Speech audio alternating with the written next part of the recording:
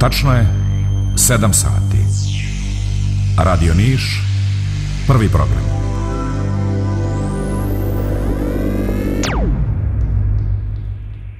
...22. marta 2010. godine, nakon 65 godina rada, ugašen je Radio Niš.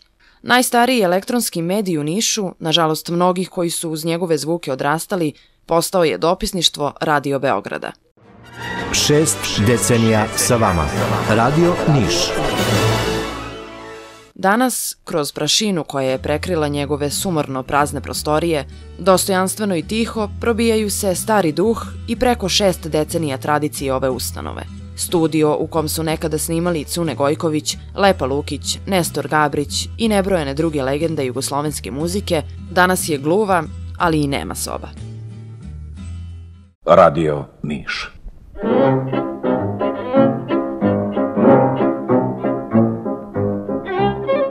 Tomislav Santrač, dugogodišnji spiker i novinar Radio Niša, seća se međutim vremena kada je u ovom studiju dnevno snimalo i po 5-6 orkestara. Taj studio, bilo je meseci i meseci su prolazili da nije napuštan iz dana u dan.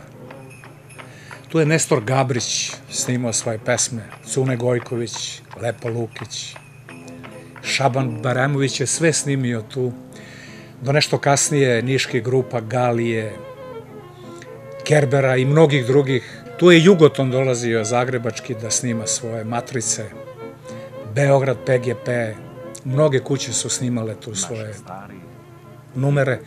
A naravno sve je to ostajalo i u fonoteci Radio Niša koja je i tekako bogata. O bogatstvu fonoteke Radio Niša, koju čini više od 70.000 ploča, danas mogu posvedočiti samo oni koji su u njenom stvaranju tokom više od 6 decenija učestvovali, jer je danas ona prepuštena zubu vremena. 65 godina zvuka i svoje kulture Niš čuva u prostoriji koja prokišnjava, a visoke temperature i vlaga polako ali sigurno brišu ono što su generacije stvarale. Ja mislim da je to 70-80.000 ploča sigurno i tih nosača zvuka, što se kaže da je to u toj fonoteci, a kažem to nema niko sem fonoteke Radio Beograda koji ima svoju arhiv i koji čuva to i tekako brižljivo i ljudi vode brigu, posebna služba ima koja čuva tu fonoteku. To kod nas, evo, od kad je Radio Niš prestao da živi, niko više ne vodi brigu, što je za osudu svaku.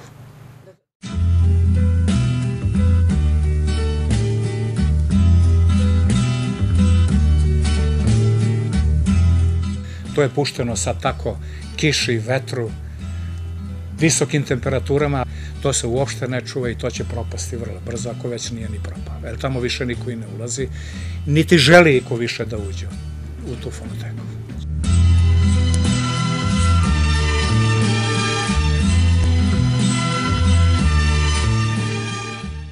Rešenje bi bila digitalizacija fonoteke. Odolećemo međutim tom drskom zahtevu, suočeni sa velikim izazovima našeg vremena, nezaposlenošću, dotrajalim cevima i neasfaltiranim ulicama. Prioritete znamo i njih se stoički pridržavamo.